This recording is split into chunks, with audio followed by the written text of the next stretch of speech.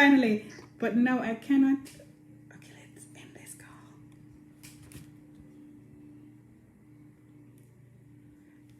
Hello, hello, hello, hello.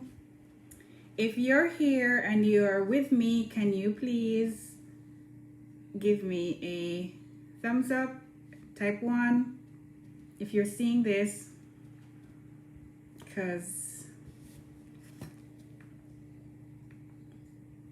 everything is on my screen.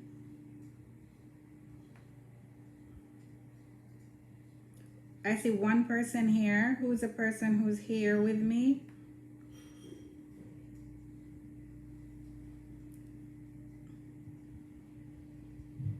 Anto is here. Jigs is also standing by somewhere.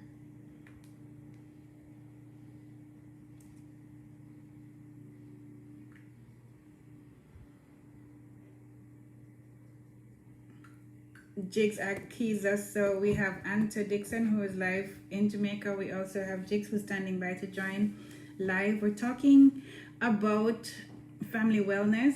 So we're just gonna wait a few moments for others who have said that they are going to. Hi, here's Jigs, who said that they're going to join us. I'm gonna invite Jigs in.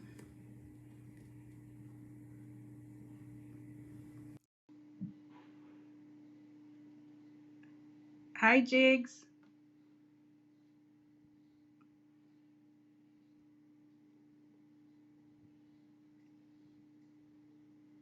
Okay, I'm trying to bring you in. It says, oh, there's already a guest, so it's adding you. So we're waiting for it to add. So who else is here? If you're here, type and let me know who you are. Say hi, I'm here, and I'll see your name. Ah. So Jigs, if you don't want video, then we could probably just incorporate you by talking. Hi, Errol, how are you? Great to have you. Errol, I'm happy that you're here because we're gonna be talking about family wellness, and you can give so much. Um, you can share so much as well on this topic because you are one, a father, grandfather as well. You plant your own foods as well. You're into wellness. Um, so we can talk about family wellness, family health and wellness. We're talking about meals. And this whole idea came up. I'm Kari, by the way, Kari Alano, and of Chef and Steward. And this whole idea for this live, this is the first ever live that we're having in the group. Who else is here with me? I have Era, I have Jigs, and I have Auntie Dixon. And so we're gonna go. There's a lady who actually wrote and asked about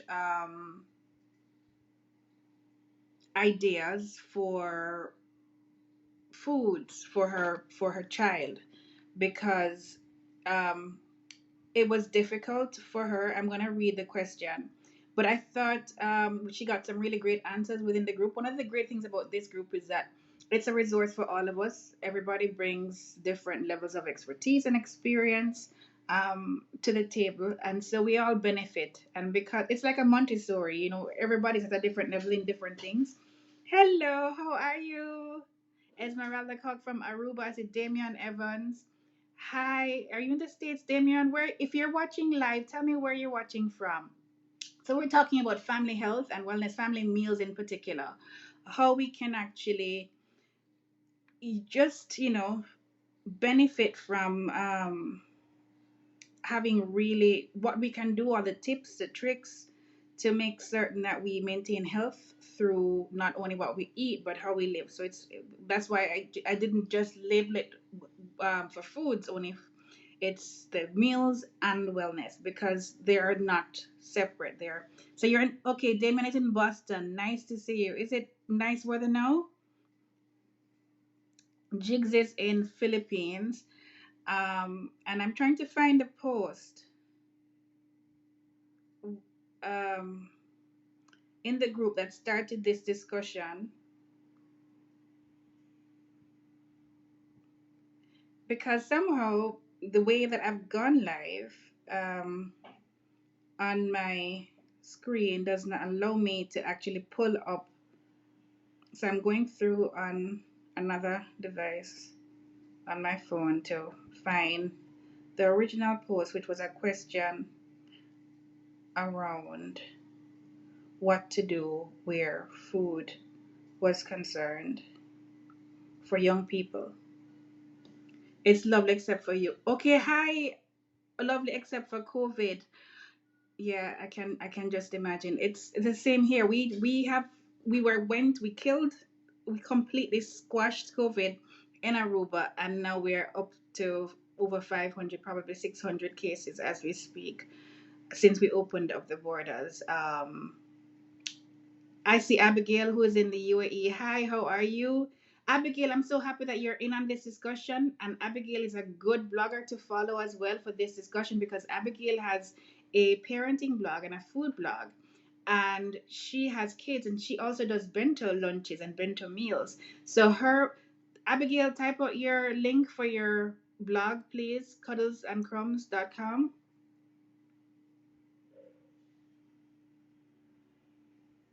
So this is a cooperative thing. It's not just about me, it's about us coming together as a creative collective and sharing, pooling our knowledge and resources so that we can all benefit. I found the post. So here it is. Our member said, okay, ladies and gentlemen, if we have any at all, because, okay, so we have two gentlemen here today. Yay, Damian and yay, Jigs. Um, I have an 8-year-old daughter that is a little heavier than I am, and said daughter has been told by her physician that she needs to drop some pounds, and I've had a hard time with veggies. One, my mother made awful stuff, so I tend not to venture out. And I want to make some really good stuff. I need help with some awesome kid and mommy friendly veggies. I have two kids, they're 6 and 8. Any ideas? To help would be great. She needs her to be healthy, she says, as well as herself and her son, who's her other child. So that's what she was saying. Yes, thank you. So that's it. Abigail has written down her. Abigail, put the link in www dot so that people can just click in and go to there as well quite easily, even after this. So write out the whole URL for the blog as well as instagram.com/cuddles and crumbs to make it easier. Okay. Um, this is a problem that we all have in terms of feeding our kids, especially if we've got kids to feed. But even outside of kids, even for all of us who are here now, this is a very stressful time. This is a pandemic. We've never been here. We've never been in this place before, and everybody has to eat. Schools have been out for a long time for of us who have kids who go to school, or who were going to a creche or nursery or some sort of daycare facility. The fact of the matter is that we are in a stressful time. Demands are different. Some of us have had to be working from home for the very first time. Some of us who were always working from home have to now work from home with children being at home, which complicates things even further, because it's not as if you're just being at home. You're trying to do work while you're at home and you have kids to take care of. For example, I've got a 6-year-old who's quite outside. Who's outside in the living room right now.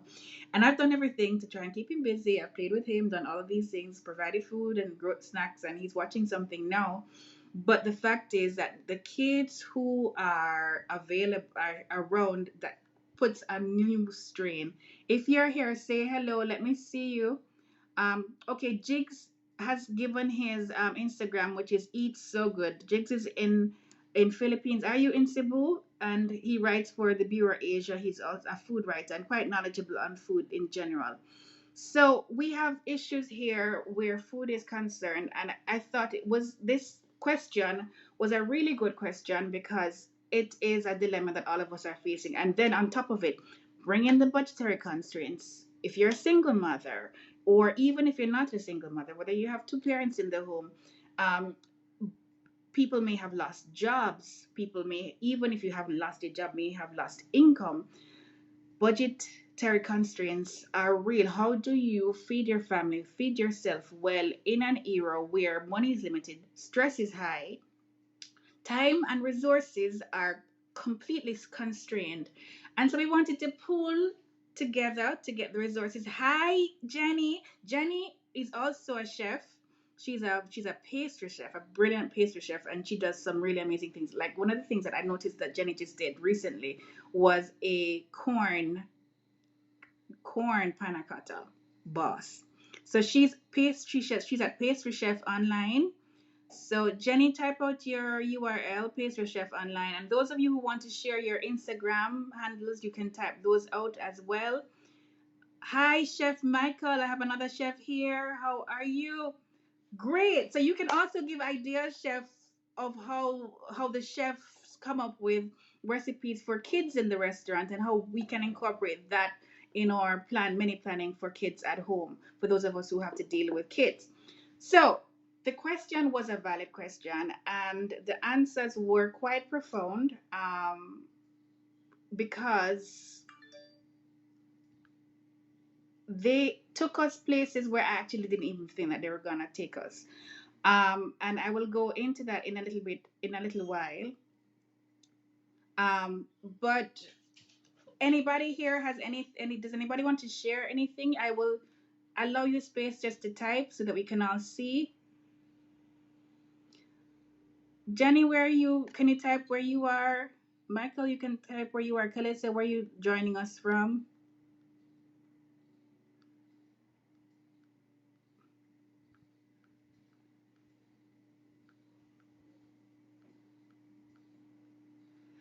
What's also great is Jenny used to teach kindergartners, and kindergartners, the young ones, are very, very, very hard to eat, to please where food is concerned. So it would be lovely to get her perspective as a former educator of young children, in terms of what she could advise, um, for us to incorporate where it comes as it pertains to family meals and health and wealth. So we went back through the question.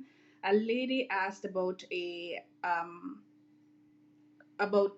helping to create healthy meals for her child who a doctor has labeled as overweight, and she has a right approach. And so the first thing is I want to commend her, because what she says is that she wants her to be healthy as well as herself and her son. So she wants the entire family to be healthy, and that's the best approach.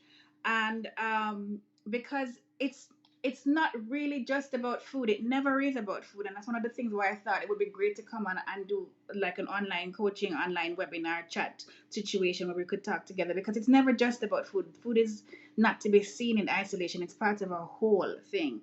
But we got some really great feedback so far. Tony Lynn Ruff says, my sister puts carrots and cauliflower through the food processor and adds it to pasta sauce. That way she can cut the ground beef in half and the kids don't notice. Also, you can replace the pasta with zucchini noodles or spaghetti squash. That's a really great idea.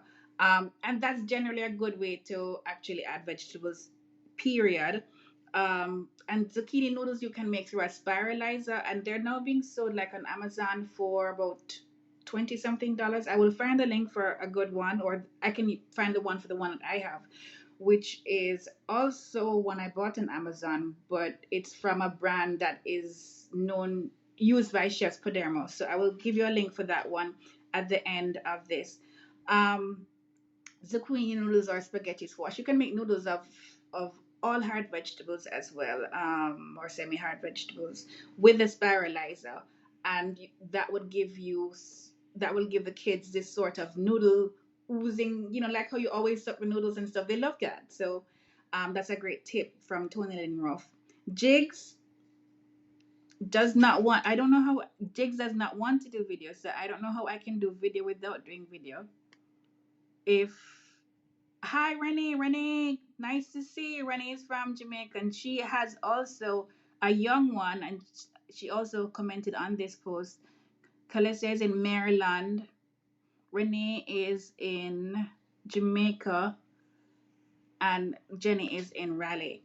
So, Jigs, I don't know how to add you without adding you on video. Let me try one more time. If push comes to shove, you point the camera at the ceiling and then you talk. Okay, let's do this. And while this is happening, Faye Bancroft says stop buying junk food and instant packaged meals. Instead, let them help to shop for healthy meals, individual health, and she said that, and she said also individual ingredients and fresh fruits and veggies and learn serving sizes. Most of us eat too much at meals. And the lady who wrote the post says she doesn't do instant anything. And so that's important as well for us to not make assumptions about, why people are what or whatever not. It's just good to ask.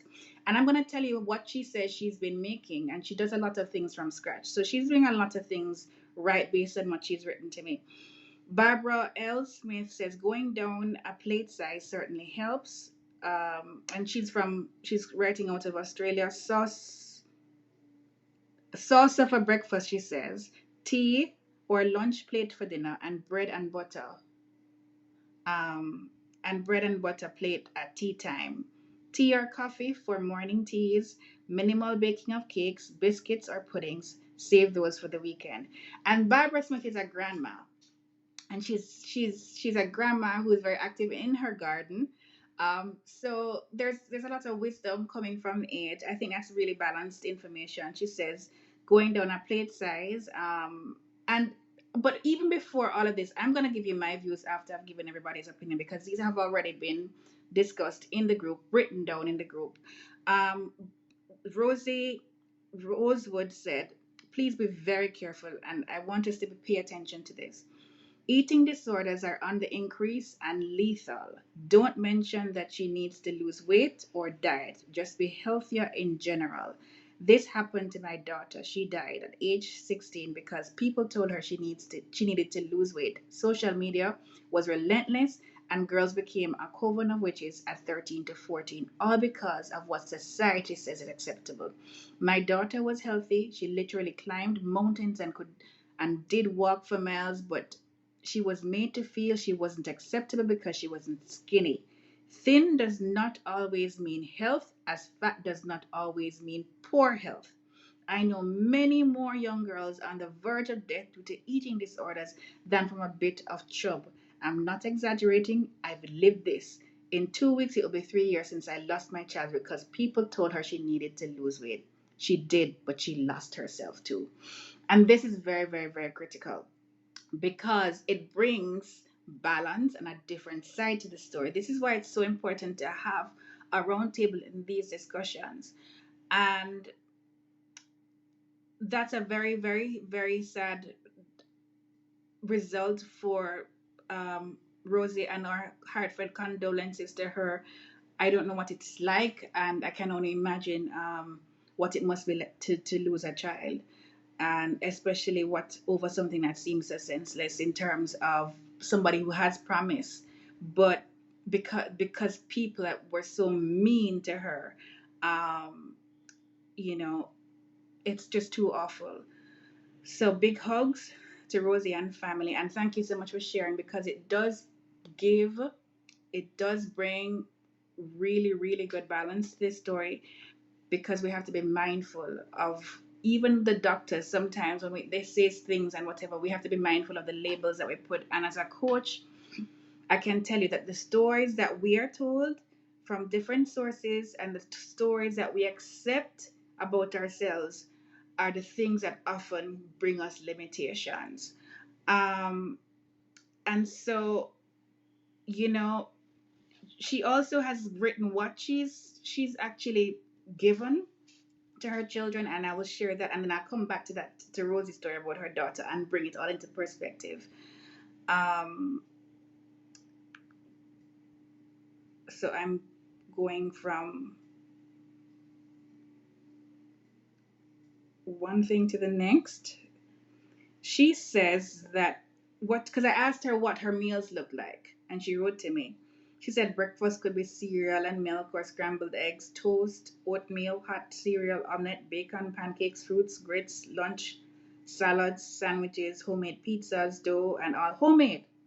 And she does from scratch, right? She does the homemade pizza dough and all, even for dinner, as well. She does it from scratch. Chicken salad or sandwich, or just a chicken salad on a salad. Fruit salad. Dinners would be fresh baked, fried, steamed, chicken, beef, broccoli, salad, potato, corn, spaghetti, meatballs, cauliflower, chicken, pot pies, corn chowder, collard greens, rib, grilled, baked, turkey, not much, but some pork. Um, and so she wants to do better. She wants to learn to do better. And she says her son has always been dairy free together. So I don't think there's any space for any judgment, any shame, and any of the different kids have different metabolisms, different makeups, all sorts of different things. And plus, food is not something to be seen in isolation. Weight is not something to be seen in isolation. And as I was talking about things like labels, we have to be very mindful about what it is that we take on. And what I love about what her approach is that she wants to be healthy. And I would say my opinion as a coach is to take the food off of the table just a little bit. Take the food off of the table just a little bit. Um, and because want, I don't want to have a, is it the 6 year old or the 8 year old? I'm not quite certain if this child is 6 or 8, but either way, I don't want a child of that age to be mindful of how much weight and all of that where it comes down to food. So I would say that I would want to focus more on just family wellness and how we do things together as a family. I like the idea of smaller plates because then it's just subtle, and it's not just everybody. It's not one person who's gonna get a small plate. It's just like this is how we're gonna serve food now. And another thing is to, if you're eating family style, that's also a way that easily promotes overeating. But if you portion out and then set the table and everybody has their portion, that's another way to look at servings. But even before you even look at servings, I would actually just go down to figuring out what's going on with the kids. It's a tough time for everybody, including the kids. I would start. I'm not saying that you don't. If you do, continue and probably increase some outdoor time, playing outdoors, going for a walk, throwing ball together, riding a bicycle together. In the morning, perhaps in the evening. I know it's very difficult. It's one more thing on the plate as a mother, as a single mother. It's really challenging, even for me, to find time, especially that is needed for a child you know, to spend with a child. But it's critical for them. So I would say go out and walk. Anybody else has any ideas for what else you could do? Jenny says, I thought it was important to have the kids cook with me. When I taught in residential treatment, we had access to a full a full kitchen, and we took full advantage cooking, baking every Friday. I found the kids were much more likely to try and enjoy if they were involved in prep. So everything from measuring to chopping to cooking, great time to talk with the kids in general, as well as to teach math, sequencing, reading comprehension, the whole shebang. And that's a teacher right there. That's Jenny, and she's also a pastry chef. Um, that's a great idea. And what I found when my child was in Montessori, he started eating a lot more foods that we weren't cooking at home because they were doing mostly plant-based lunches, and they actually had different foods of, I think, the week or something. And they incorporated the food, a lesson into the food, and then they also had a kitchen like Jenny, and the kids were in on kitchen duty, so they helped to prepare their meals and their snacks, and that was part of their kids that was part of their actual curriculum in Montessori, that the little kids, 3 to 6 year olds, would help in the kitchen. They had their aprons and everything. And so what happened was that the kids who were very picky eaters, and all kids are picky to different extent, um, uh, they were told, and they had a rule. The rule was you have to try everything at least once. You may not like it, but you must try it. And they made a little jingle out of it. So the teacher made that fun. And so because he was getting that reinforcement all the time about trying something every time at once. You may not like it, but you must try. Try before you say you don't like. You can't say you don't like what you've never tried. And that's really, really great coaching.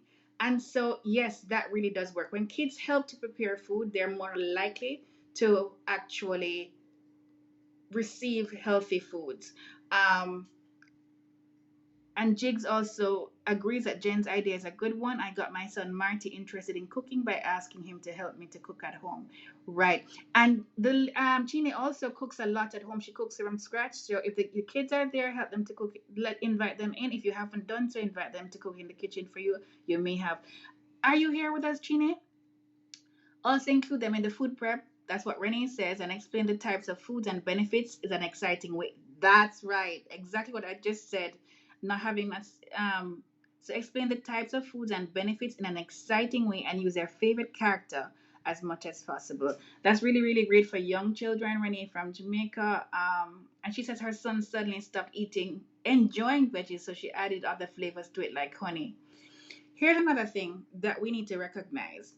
There's something about how we do vegetables in the West that's removed from how vegetables were prepared and are still prepared in places like India, in places that's why I really wanted jigs on in Philippines and Africa. In these places and others, vegetables are, and even in some parts of Europe as well, um, but mostly those places, and the Middle East as well. The Middle East, I can't leave out the Middle East region for this particular point. Vegetables are treated like meat, how we consider meat. They're seasoned, spices are added, aromatics are added. So you treat your vegetables, you season your vegetables, and you don't find that people are eating things like steamed vegetables unless there's it's hospital food really, but that's not something that you would see on my menu. So when you taste a broccoli, when you taste cauliflower that's steamed, separate from cauliflower that's roasted and seasoned with all sorts of spices. When you have pumpkin that's boiled versus a pumpkin that's been roasted in olive oil, sea salt, some black pepper, and some cumin, it's like night and day. The caramelization of the roasting process transforms what is a vegetable that's awful. And so what's happening is that the Western idea of presenting food and vegetables in a very bland way makes it very hard and unpalatable for vegetables to be had because it's just lad, what is that? Yak, yak, yak, yak. But in places like India, Middle East, and Africa, and Philippines, and other parts of Southeast Asia, you find that the vegetables are so well spiced and seasoned and stuff that you actually want it. When you have a Thai green curry, all of that eggplant. I don't eat like eggplant generally, but I would love that eggplant in that Thai green curry. I love that eggplant in all of the Middle Eastern dishes with baba ganoush and mutaba because there's so many other things. It's not just salt and pepper and eggplant because who wants that? Hi. Look over there, just look there. I'm on a live video. Just look there, just look. No, I cannot. Say hello. Oh, look there. Somebody came to steal something from me. Okay, I'm looking there. Look there. I'm looking there. You can take you can. Okay. Let me give it to you. No, I will give it to you. I will give it to you. Close the door, please. Close the door. Put it in your piggy bank. Yeah, that was Jaja. I don't remember what I was saying. We do the phrase "it's not my favorite" with toddlers instead of saying "it's yucky." It helps to shift openness. Brilliant point, Jessica Ann. Brilliant point. We do the phrase "it's not my favorite" with toddlers instead of saying. Do you know that's exactly what his teacher taught him? And so he actually says that now from the Montessori experience, it's not his favorite. And so I've also taught him that he doesn't have to eat everything. Not everything he eats will be his favorite, but it's okay to eat things that are sometimes not his favorite because he can't have his favorite all the time, all day, every day, because it will no longer be his favorite if he has it all the time.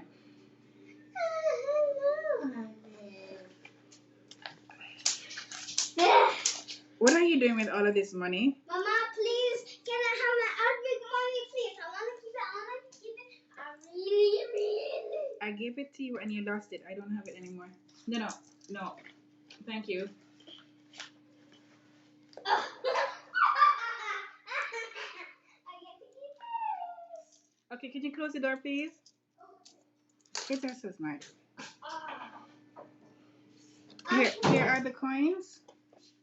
Mama's on a live video. And there are, so you have 1, 2, 3, 2 florins.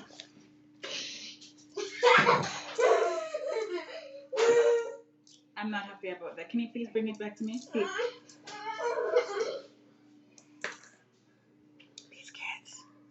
He's so smart. He knows. Yes, Kalicia says so true. I eat much more vegetables, many more vegetables while living in Asia.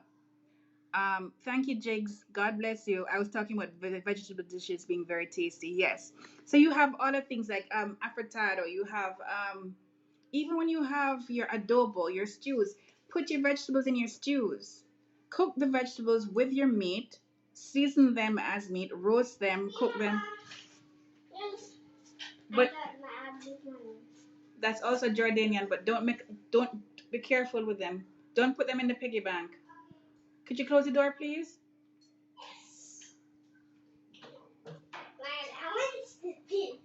That's not your allowance. Your allowance has to be in the same color currency that you're in. I'm so happy that I got. I'm so happy I got it. I'm so happy that you're happy to earn money. Please excuse me. So, yes. It is an honest dialogue because we don't eat everything that we like. Not everything we like is.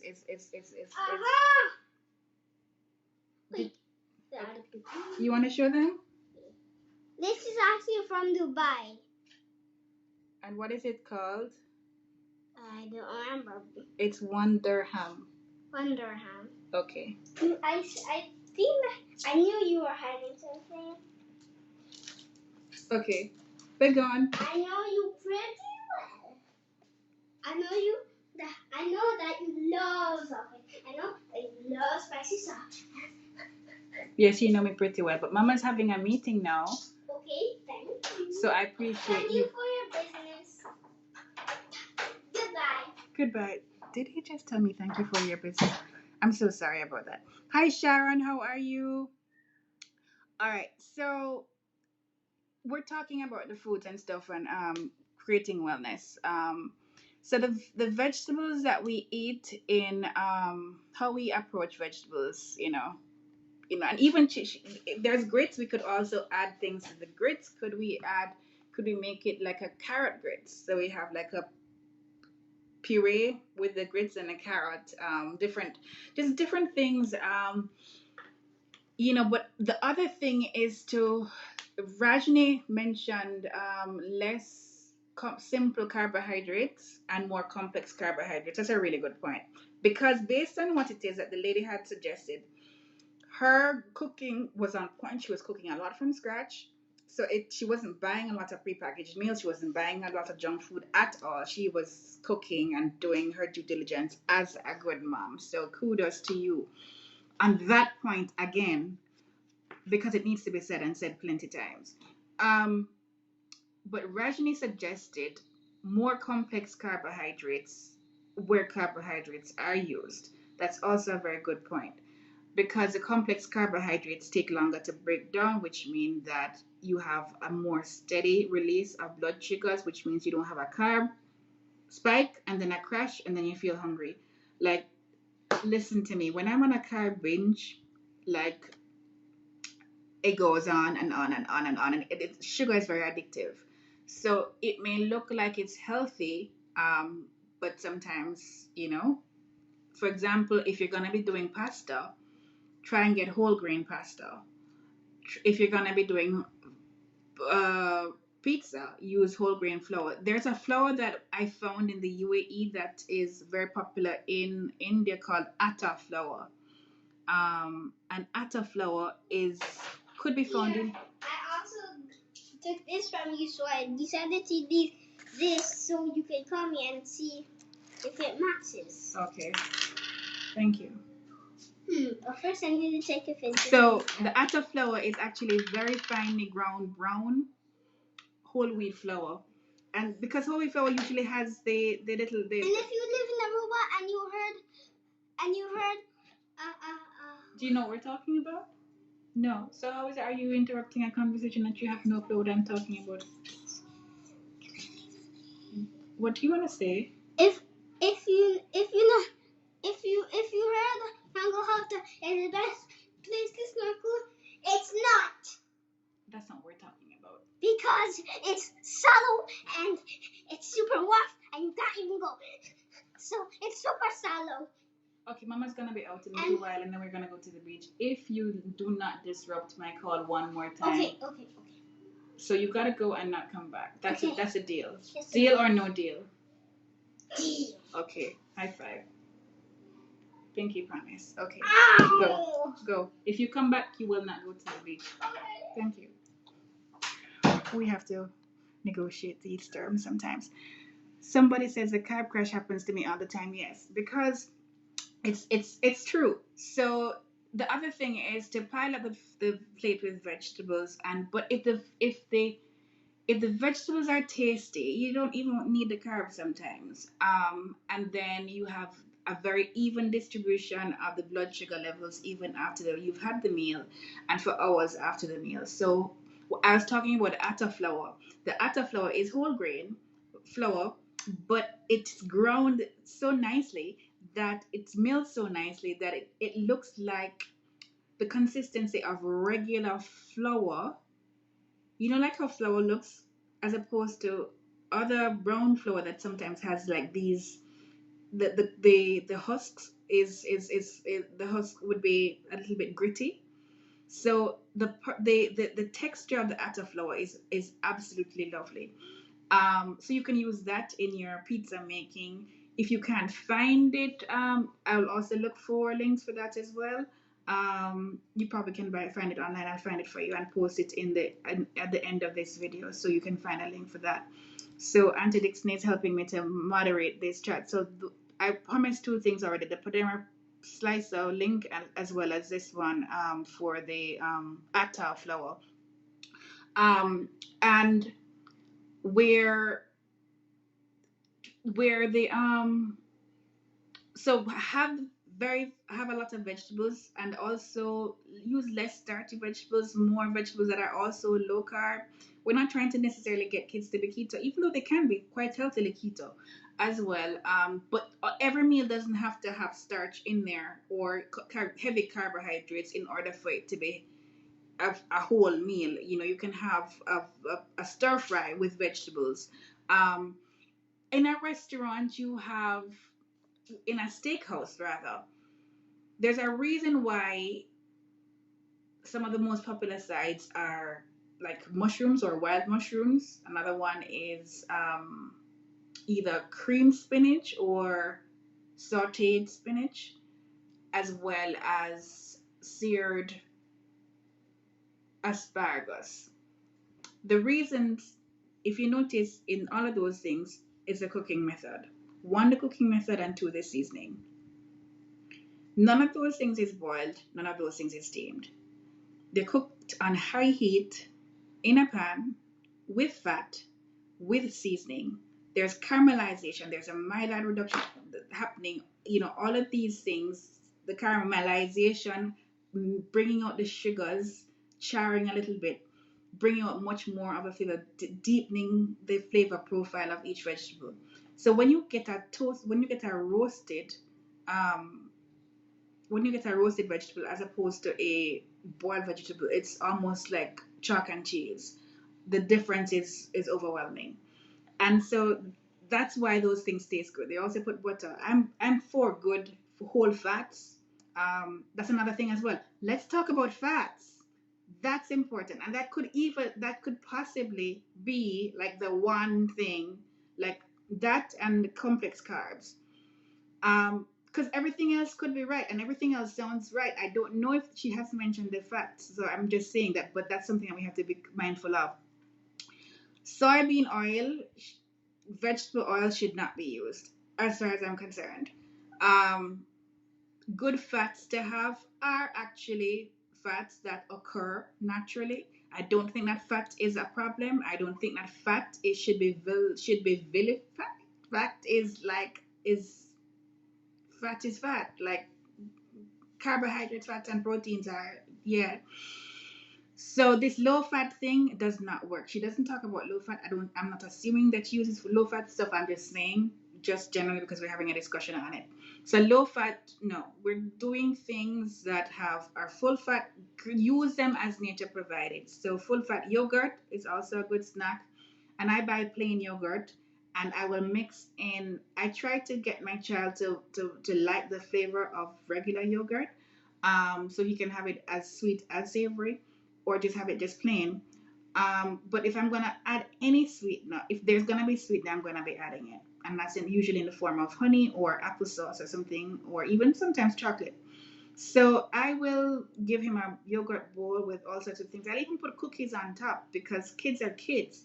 I'll give him chocolate as well. He likes dark chocolate because I've grown him with a taste for dark chocolate.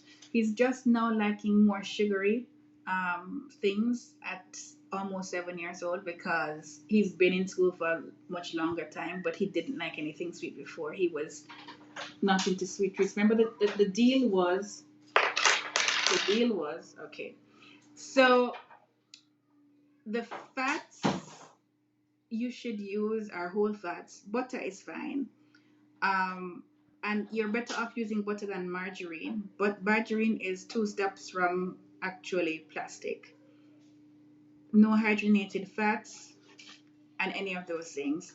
Those things cannot work. Um, because they're not really good for you. Coconut oil is very good. It has MCTs as well, so that's really good for your metabolism. So using coconut oil is a really great idea. You might want to incorporate it little by little because kids may like or may not like it, and it's not nice in everything else. Avocado oil is a good plain oil, as well as olive oil, extra virgin olive oil for your salads. So for salads, because I saw a lot of salads in her comments, I would use vinaigrettes as opposed to salad dressings. Salad dressings could also be a culprit. Um, so and it's really the sugar more than the fat for me that's the problem.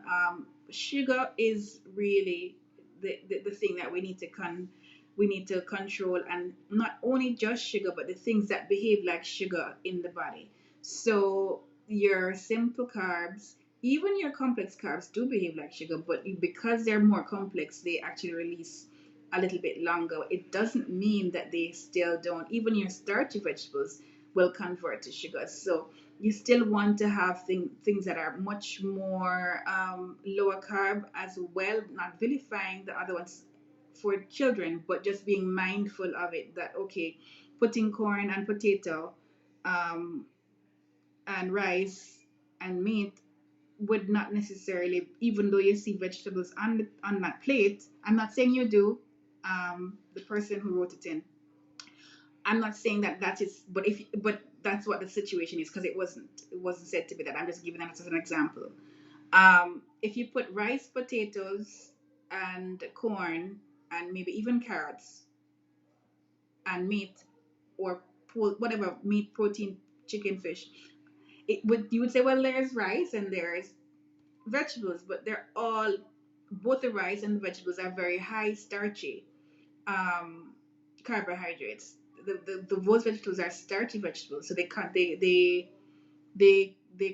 to sugars in the body. So you want to be able to balance it. So if you're gonna do rice, turn the brown rice as well. We didn't talk about brown rice, wild rice, all different sorts of quinoa. Quinoa is great. What I love about quinoa, and even with rice and all of these and pasta, is I will chop things up small and put them in, mix them in. And so it's almost like having like a salad or something. Plus, soups are really good because soups you can put all sorts of vegetables in. Plus, the stock is very rich with the vegetables and whatever meats you're gonna use, or poultry. So that's also really good. Um, Anybody else?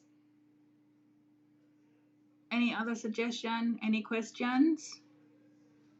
Um, how are we doing for time? We're almost done. Kalicia said she ate much more vegetables living in Asia, yeah, because the vegetables, they take vegetables to a different level. And here's another thing as well. What I love about my Filipino friends is how they eat. When they eat, when they sit to have a meal, Jigs can tell me that is true. It's never one thing. Whereas in the West, it usually is like this and this. The plate, it's like meat and potatoes or meat and rice or something like that. When Filipinos come to have a meal together, there's so many different things. Same with the Koreans as well. There's so many different things on the table, and you Japanese as well. Lots of Asians eat like this. So you have multiple dishes. All meze in the Middle East also like this, and in places like Uzbekistan and so on, they have a similar way of eating where you have lots of small dishes to start, and then you may have like a pilaf, which is a main dish. But before the pilaf comes, you would have gone through multiple small vegetable, mostly vegetable dishes. So you're eating so many things that the rice isn't everything on the plate. The pasta isn't everything on the plate. There's so many other things coming together. And what happens is that the meal becomes a feast, not necessarily in terms of the amount of food that is consumed, but in terms of the variety of the food that is consumed. And that's huge. You feel good sitting in front of all of this. It's just this, a little bit of this, a little bit of that. You can have like some sauteed kangkong. I love kangkong. You can have a little bit of your adobo here. You have your rice here. You have probably some tinola, some soup here. So you start off with a small bowl of soup. You have a little bit of this, a little bit of that. So when you see a plate is made up of maybe 4 or 5 different things that are made quite quickly, and everybody comes together and pools in the kitchen. And it's also great to incorporate while the kids are growing up that dinner time, meal time is a time where we all come together and prep together. And think about it, if we are prepping together, then each of us can contribute like 1 or 2 different dishes, and then when we come to sit, it happens quicker, the cleaning is quicker. It's just a whole process. And that's how Filipinos approach mealtime, like clockwork all the time. It's really a collaborative effort. And when you sit and you eat all of those different things, it's just so much more of a rich experience. And so I find that mealtime is a time that really should be rich, and it doesn't have to be rich because you are putting a lot of expensive foods on the table, but just the variety. Another thing is, can we talk about meal prep? Anta says soups are a great idea. They work for kids and husbands. Yeah, yeah. Here's another thing I want to share with you. Some things you can repurpose. Let's talk about meal prep. Because especially if you want to do multiple dishes at the same time, like seriously, I cook a lot. I have a food blog. I have a food styling, food photography business. I'm in the kitchen all the time, which means I'm also cleaning in the kitchen all the time. I stand up and I do dishes. Oh, yeah, it's not showing now, but I've touched my son this last night, and he said, "Oh, your allergies." Yeah, because I have allergies against the soap, and I'm washing dishes so much that he felt that it was a little bit rough. So the work of actually preparing and cleaning up from the foods is a huge thing. Um, so meal prep is important. And what I have some stuff on the blog. I'm gonna post my 1 chicken 6 ways and stuff like that. They're tips. If you want to be able to create multiple dishes, diverse dishes, changing the menu every week, change the menu a lot as well. Don't cook the same thing all the time. It's easy to fall into a rut. I do it because hey, it's easy. Um, but change the foods a lot. Try new things. Go out and pick something that you've never had before. Try and cook it. Do the research with the kids. Hey, let's find because what Renee suggested was talk about a new vegetable and give a lesson and make it interesting. So we can actually do this research together to say, hey, I've never had chayote. What is this thing? It looks strange. Find the app, whatever, you do the research, what is it called here, what is it called there, and you can look at dishes around the world that it's made, where it was. So okay, it's put in this thing called tinola in Philippines. Oh, that tinola, does it look nice? Yes, it looks nice. What are the ingredients? Oh, that sounds yummy. Should we try that? Yes, we'll try the chayote with tinola.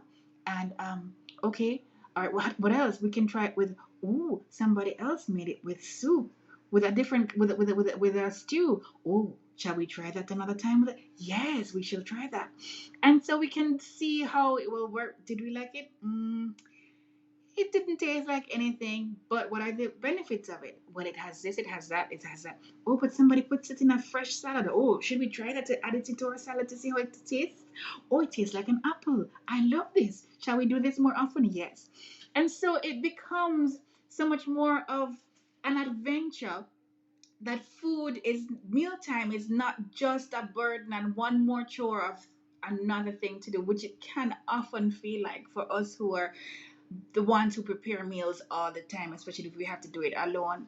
And the most important thing I think as a mother is to be able to get to have kids who feel that meal preparation is not just mama's duty, but it is a family duty. And these are very important life skills to teach our kids, to say, hey, yo, it's not just me. They'll be able to take care of themselves, not only in college, but afterwards. Um, in the Philippines, the food is served at the same time, usually a soup or broth, one main protein dish, two or three side dishes, and lots of rice. Yes.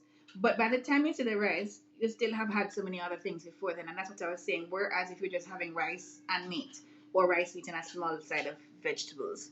Um, and the soup, so meal prep, soup, cook soup at least once a week, because soup is yummy. Soup is good. You can use cheap cuts of meat. You can use the refuse of meat. You can use the bones of meat that you roasted before. You just cut off the bones and then use that to make the stock for the soup.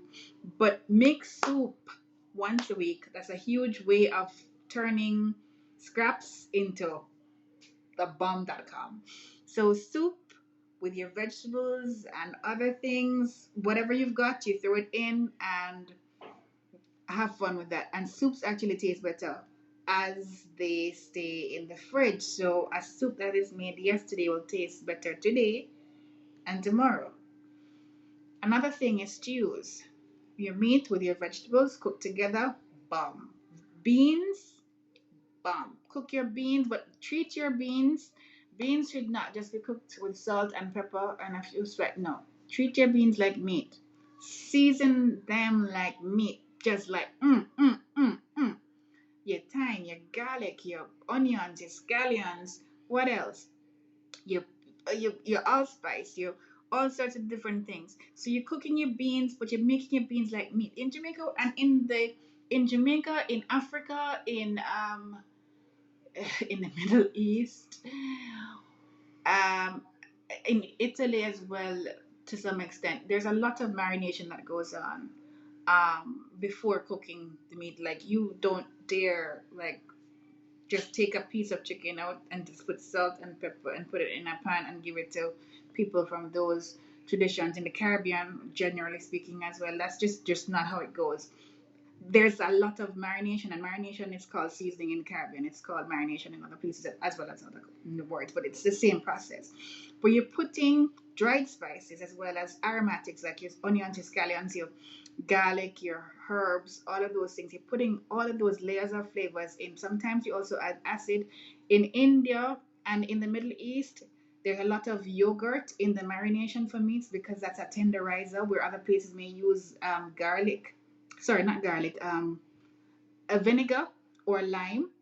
That's another reason why in cultures, people wash their meats with lime or with vinegar or with lemon, because that little residue of lime not only it's about the cleansing process that would have happened especially before refrigeration, but even after refrigeration, um, what happens is that that little acidity that's left over actually helps to soften the meat, so that they tenderize the meat.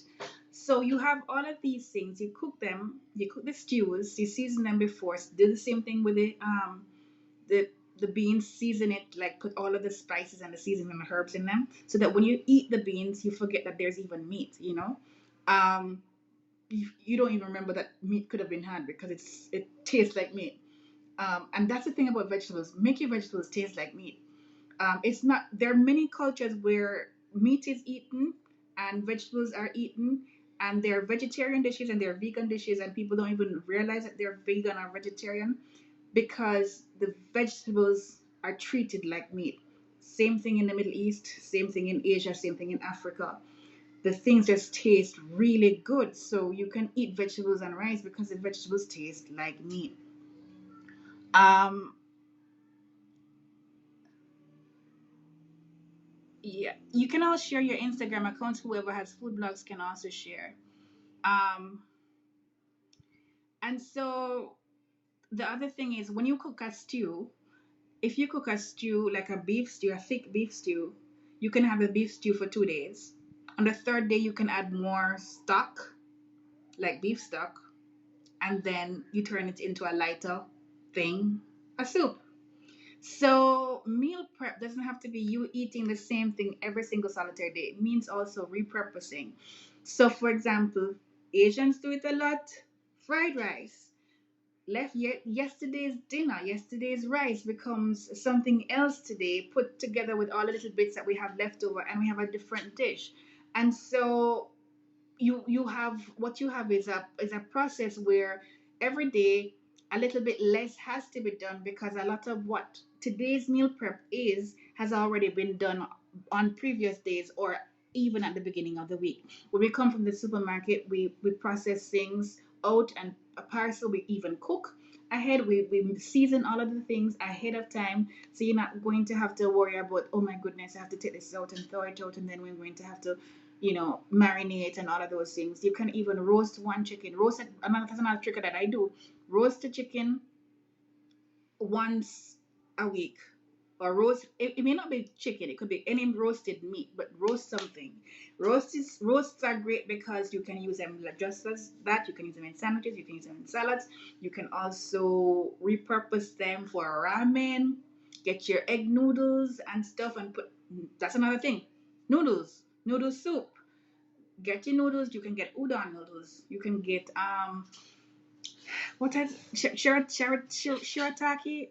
That one noodles. You can get all different types of noodles, and you just put them with your vegetables and your stock and your roasted meat, and then you've got like a new dish in 10-15 minutes, and that is easy as well. Um, But the most important thing I say about all of this thing in terms of family health and wellness is to recognize that this is a very stressful time for all of us, and we're all doing the best that we can. And that's what's important. We do the best we can with what we can, and every day we just simply try to do as best as we can. Remember that where food is concerned, and it's something that I have to walk with in my own journey, is this whole like if sometimes we just it's not somebody said something yesterday to me. It's not what you're eating, it's what's eating you. And that was actually really true because sometimes we use food to stuff things or to pacify or to dull intense emotions. And adults or children, whether it's angst, whether it's stuff to do with parents, stuff to do with family, stuff to do with home fears, whether it is just being cooped up in a house all day, I see huge differences in my child because of what's been going on. And I also see huge differences based on how much screen time he has had. It affects how hyperactive, because he's not a hyper kid, but he's been a lot more hyperactive in recent months, and I know it has a lot to do with the fact that life as he's always lived it is not how he's been living it recently. Things are different. He cannot go out and play as much with his friends. He doesn't have I had him in a lot of extracurricular activities because he's an only child, and we were also going through our own family separation situation, and so I wanted to make certain that he had a lot of outlets. So he had 2 days of capoeira, 1 day of football, and 1 day of drumming. And I noticed that when he had the drumming brought such more. I noticed a huge difference when I added drumming, because he had that musical release and he got to bang on those drums and stuff, and somehow it made him even concentrate even better at school. Music does that to you. So what I'm saying is, if we find other things to feed ourselves with, then we find that we probably just find things like weight normalizing. It's not just about going after the food. It's about living fully, richly, as best as possible, to be mindful of what it is that is going on. I'm hungry. I feel hungry. What am I hungry for? What am I hungry for in this moment? I'm hungry for something sweet. Do I want a cuddle? Is it a cuddle that I want? Do I want attention? Um, am I bored? Am I bored? What is it that I'm feeding at this point in time? It's so important. Um, will we get a blog post on roast? Yes, I actually have a blog post. I have two blog. I have a There's a post called one chicken 6 ways. And it's linked to another recipe that is a roast recipe, and I've used that post to actually show how you can repurpose like one roast chicken into multiple meals.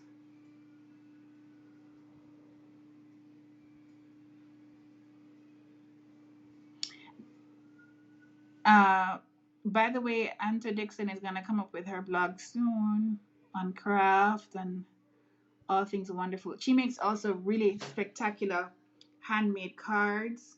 Can you share a picture of that butterfly card in the chat, Anto? Um, a perfect Jig says a perfect example would be leftover picadillo, ground meat used as a filling for omelets for the following day. Right, right. It's you repurpose everything.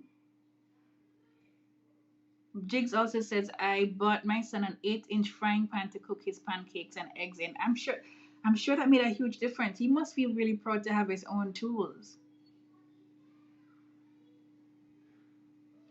Anta Dixon says soup is an easier masterpiece than some other meals. That's true. Soup is extremely forgiving. And you can make a soup of anything, Jig said. That's also true. Food is a voyage of discovery, says Jigs. Okay, doke. We have 9 people here. Who's still watching? If you're here, tell me here.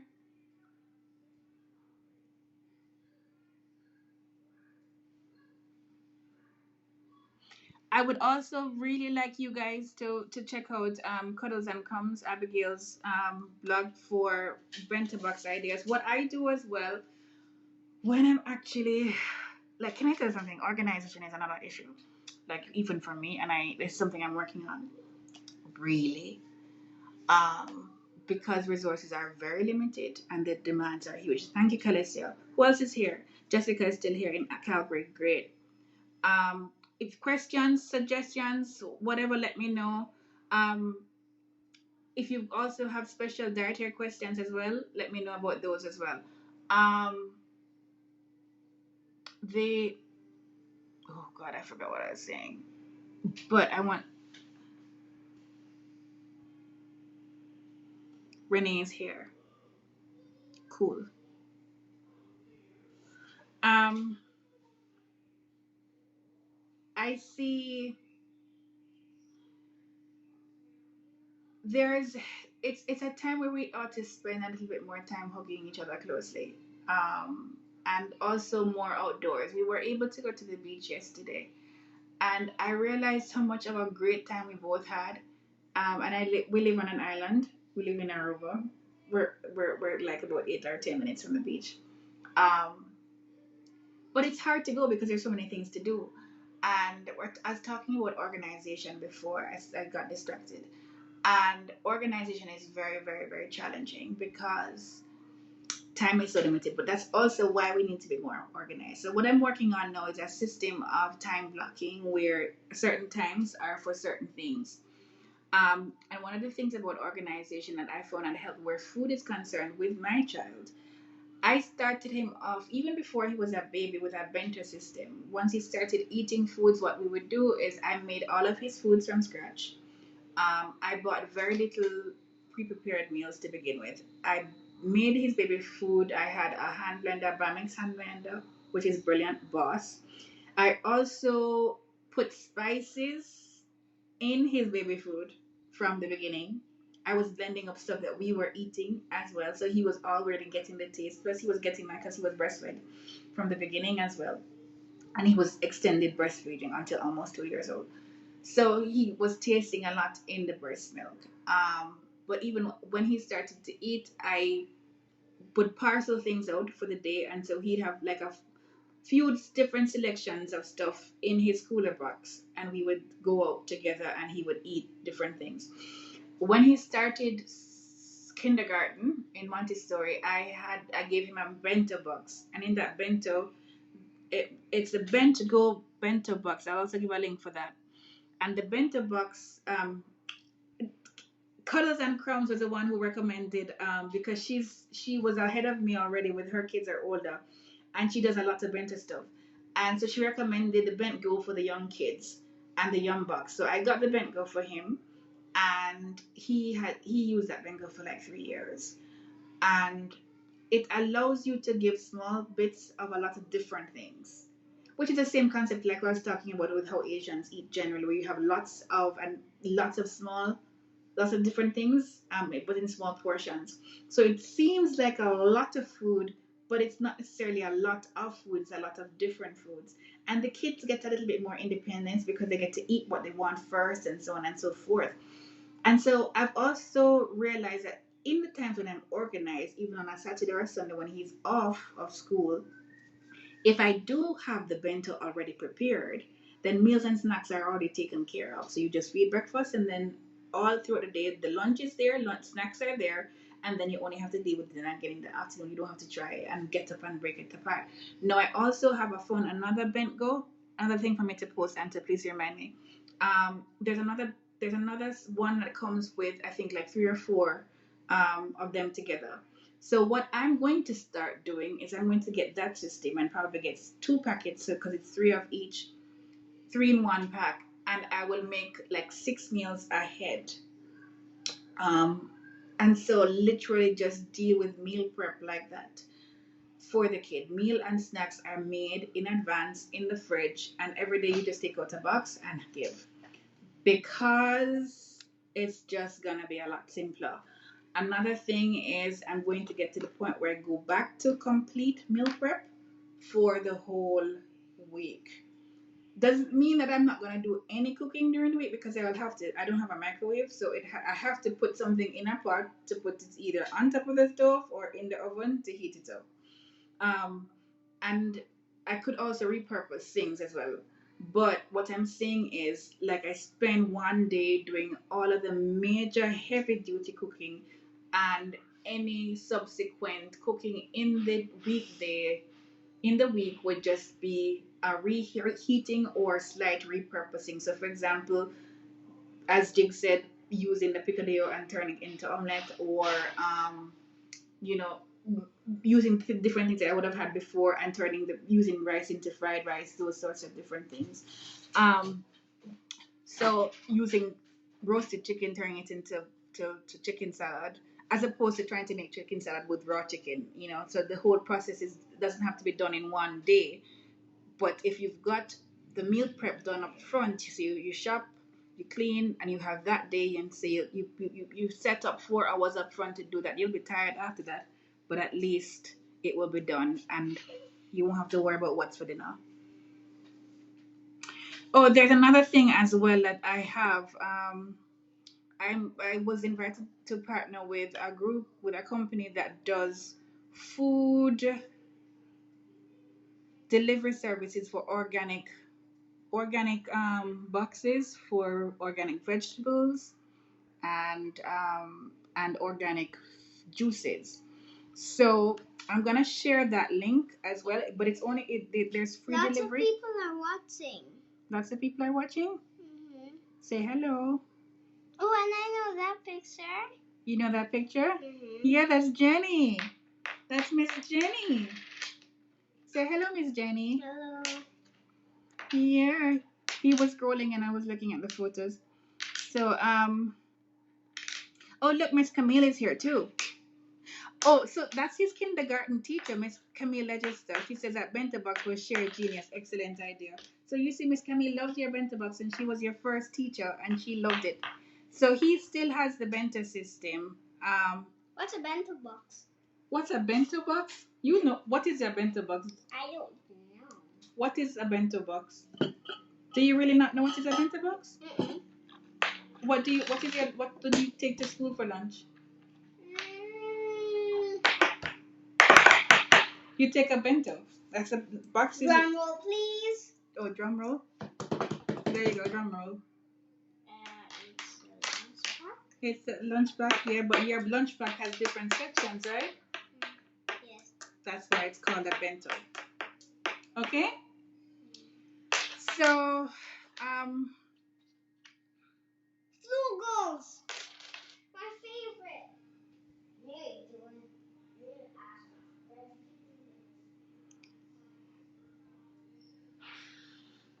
all right. Hi, Calicia. Yeah, he went off again. He's just in and out. Yes, so meal prep ahead of time is also important. Plus, thank you.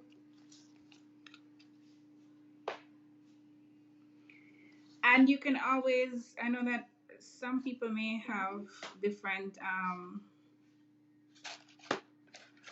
you can also give all the kids challenges as well. You know, like what idea can you come up with? What for a dish? Coming up with menu ideas. You like to come up with creative things in the kitchen. Can you tell them what you made for Mama's 40th birthday gift? Oh, I put Scotch bonnet pepper. It's almost the hottest pepper in the world. It's the second hottest pepper in the world. And you put what else? Some more pepper. And what else? And some more pepper. And what else? And a lot of salt, so I put some more Scotch bonnet pepper and some more Scotch bonnet pepper and some more salt and some more salt and some more salt and some more salt and. And what did you make? What was the end result? What was it that you gave Mama for her birthday? What was it? Lipstick. No, you Lipstick. didn't. No. Lipstick. No, you didn't give Mama lipstick. Now he's being a child. Elijah, may I please have it? What did you give Mama for her birthday? Lipstick. No, seriously. Seriously. What did you make? Tell them what you made. I made her. Aspa. I made her a new phone. He's being a. Yeah. So he made me a spice mix for my birthday, which I think was genius. And action. Any questions?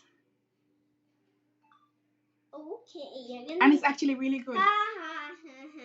Okay, thank you. Remember the deal about the beach. I have to go. Yeah, you have to go. Close the door, please. Any questions? Yeah, it's very hot, very very hot. So he kept on adding more stuff because he realized how hot it was. So even that, he was quite smart in actually picking up that he had to tone it down a little bit. So don't ask me how this boy was handling that. So it's funny because he used spice that my client had sent me to do some work. So plus a spice that I made, and he put it all together, and it's actually brilliant. Like I'm thinking, dude, we have a product here. We should sell this. He's good. Any questions, any suggestions, any ideas, anything else? How has this been?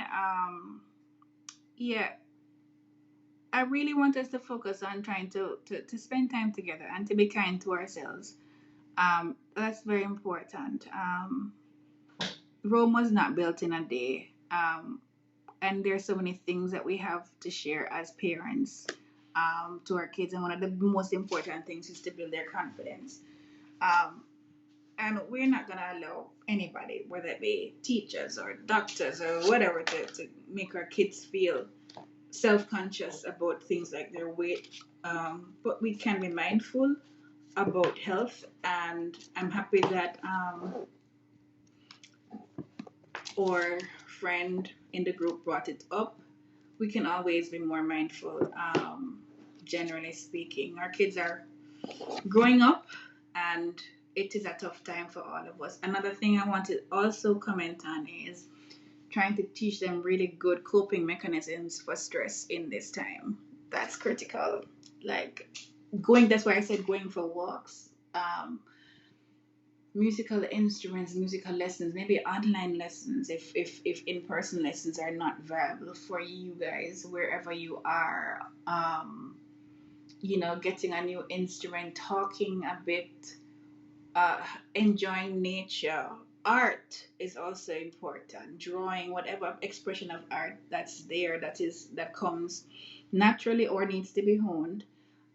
Painting, whatever it is, and also food is art. Food is an expression of creativity. So that's a great way to express creativity as well, and also will reduce kids being picky because they're much more willing to try that which they've had a hand in making because it was their effort that created it.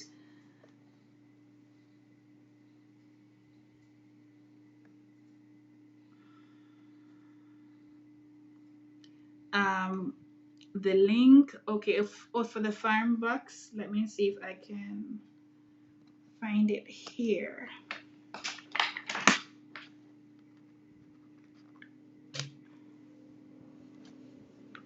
Let me see if I can find it here. So yes, this thing is for,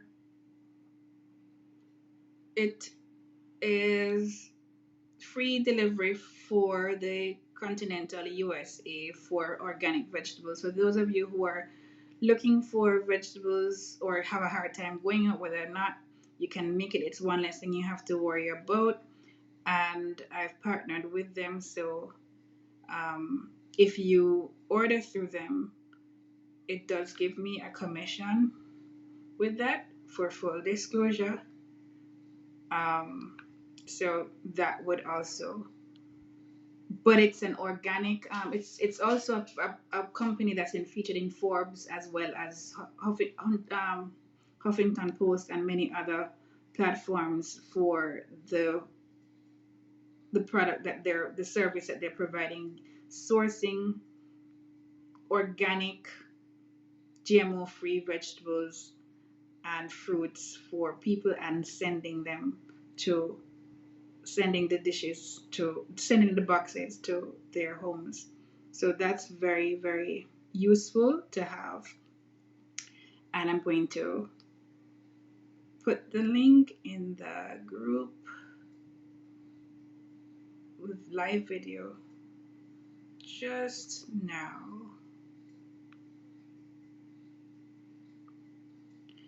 Okay, Renee just says encourage your children and empower them. Renee, do you want to come on? Does anybody want to come on in the live? There's the link.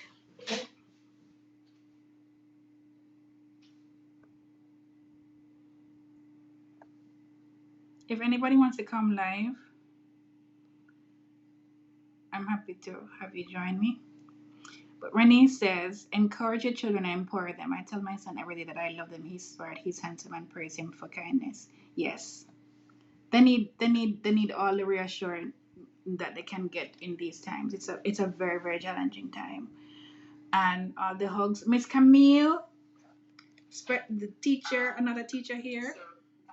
It's a very, very challenging time. it's I'm trying to get this to stop. Any ideas as well from Jenny or Miss Camille, who also teach little ones? I will have to post the links for the bento box and everything else afterwards. Um, at the end of this thing in the video, I will go and post them. But that's a link for to order the food. The vegetables and the fruits. So if that's it, that's the time that we've had. We've gone for much longer than I want, and I was hoping. So we've had a good time.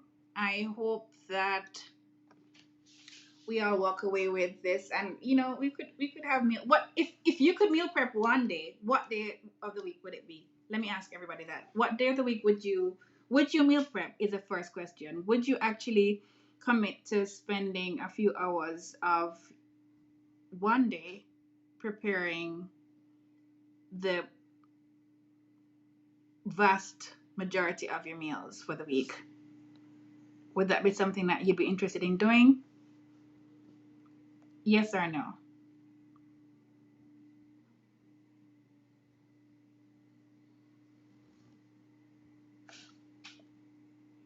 Anybody? And if you would meal prep Sunday, Auntie says she would do it on a Sunday. And Sunday is a good day because then you get to have a very lavish dinner for Sunday dinner, because it's going to be everything that's going to be completely fresh. So that's wonderful. Sunday before the work week begins, Jessica Ann says. Um, so you would shop on either Saturday or Sunday, depending on how you go about the Saturday, Camille says. But cooking ahead of the week is going to make a huge difference as well, because it's going to be able to free us up to spend more time meaningfully with the kids and to be there a little bit more. Renee says she would, but her job makes it more challenging. Great idea, but I don't have the patience. Okay, Calesia, no worries. Jake says he used the meal prep on Sunday. And it doesn't have to be that much more difficult. For example, if you're going to be cooking something in the oven, you could put another thing. It doesn't have to be as complicated as we think. It's not necessarily cooking like Thanksgiving dinner at any one time. I find maybe cooking 2 different meats or 3 up front, or at least seasoning them, and maybe a soup and some vegetables make a difference. Even if you just wash and spin your vegetables for your salad, that also makes a difference. If you have that already prepped, you're more likely to eat the salads for the rest of the week, because all you have to do is take it out of the container and put whatever way you want to on top, because it's already washed and prepped. So maybe one day we'll do a meal prep video if you guys want it. But it was really lovely talking to you guys and sharing this. I want to also encourage you guys to spend 30 minutes outside with the kids. Jig says marinate meats on Sunday, then cook on Wednesday or Thursday. Okay. Okay. I used to also marinate meats like I would when I went to the supermarket. Before I put things away, I would parcel them out, and so not everything is necessarily meal prep to the point of cooking, but some things were just portioning, marinating, and putting them aside in portion sizes, so that if I'm gonna cook daily, then the prep is already done for those things. So that makes a huge difference, because if I buy, like, say, 3 or 4 pounds of mince, I'm not necessarily gonna cook it all at one time. Maybe I'm gonna maybe 500 grams, maybe Okay, let me go back. If you buy 5 pounds of mince, I'm just making it easy. If you cook usually 1 pound per serving, you don't have to. If you put the whole 5 pound block of mince in the freezer, it's just gonna be a disaster. So what I would do is I would actually marinate, put all the seasonings to the 5 pounds, then I portion out those 5 pounds into whether it's 1 pound servings or half-pound servings, and then put those, freeze them flat in the freezer, put them in. So when I'm ready to cook, I'm not trying to thaw out this thing repeatedly, which is also a hazard for food safety as well. Um, so that's also another solution if you don't want to cook 5 pounds of the same thing. You can also cook and freeze. That's another option.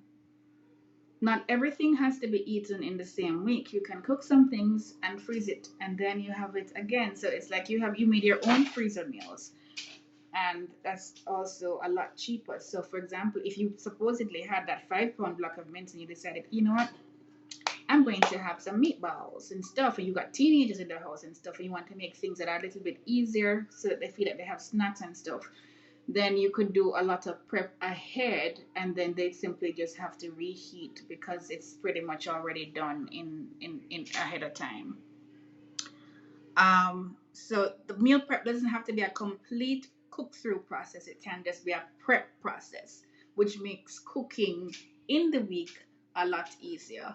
And spend some time with the kids outdoors, and that's hard. Trust me, confession is good for the soul. I've had a very hard time with my 6-year-old who wants mommy, mama, mama, mama, mama, mama, attention, attention, attention all the time. Look at my nails. My nails need, I need to take off the nail polish or something. But that's the point. Like, yeah, there's really no time. And, you know, I'm at the point where I'm like, okay, if I don't give him this time up front, then nothing is going to happen because I'm feeling like crap in the process anyway because he's wanting me and I'm in the middle of trying to do all of these things in order to work and all of that. So it's like nobody's winning. So we have to spend some more time with them in this process. And I tell you something what I found, especially yesterday at the beach, and even today when I played ball with him, I had fun. I had fun. When kids want to play, it's because they're saying that they're having a, most times it's many times it's because this is how they process stress anyway. And I'm having a bad day, and this is how I want to deal with it. And it's hard for us to deal with that when we're trying to solve problems. We're trying to out fires. We're trying to keep the lights on. We're trying to keep the bank away and pay the mortgage and all of these things. And plus, there's a pandemic and nobody's earning any money and yada yada yada. And this is this da da da. But we also need those breaks. As much as the kids need the breaks to play and to bond and to feel reassured, we need the breaks. And so I found that like I was really fighting against it. Kalisa can tell you, she heard my kid like all the time. He was like, and he's actually giving me much more space now because I started to front load him on the attention, and that has made a huge difference for me and for him for just the past 2 days. I'm not gonna pretend to be a hero at this thing. No, I was struggling up until yesterday and the day before. On my birthday, it was still a struggle, and that was Sunday. Yeah, so let's just try and spend time with the kids outdoors. Fresh air is so good. Open your lungs, breathe the fresh air. Just like go outside and do something and have some fun. It's not just always all about the food and the meal prep and what we're eating. That's important, but sometimes how we're living and how we're coping, how we're just enjoying. Are we enjoying each day as difficult as the days may seem? Are we talking? Are we sharing? Are we laughing?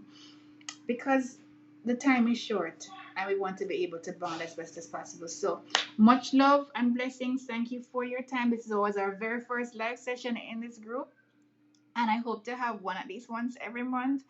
And for those of you who are my patrons, who have been on my Patreon, I really, really appreciate um, your I appreciate your investment. Um, in me, and I'll give you the link for that. Um, because I the work I do is a lot of content development, and I am also a certified coach, as well as a food blogger and food style and all of those things. So the essence of my mission is really to enrich and enhance people's lifestyles through food, wellness, culture, lifestyle, and coaching. I want to really enrich people's lives. I want to make life a little bit easier. I want to make people. I also want to enrich people's businesses. I've done a lot of coaching with executives. I also help people, entrepreneurs as well as professionals, use this time to transition into creating online business platforms, because this is a time when nobody's job is certain no matter what you're doing, and so it's important for us to create multiple income streams. So what you'll see in the group a lot is me talking about, are you selling, are you making an income from this, how are you honing these skills, because I think it's important. We have to bring balance to the table. When we have the more we can create, the more we can earn, the more balance we can bring to the life, because balance is really what it all comes down to. So much love. Thanks again, Jigs. And I will send the link. I'll put the links afterwards. So just step back in a few minutes, and then you'll see it. And I'll leave this. Hopefully, be able to leave this video. Thanks, Anto Dixon, for being on board with me as moderator. And you guys will see much more about Anto, right? In short speed. So much love and blessings. Bye bye.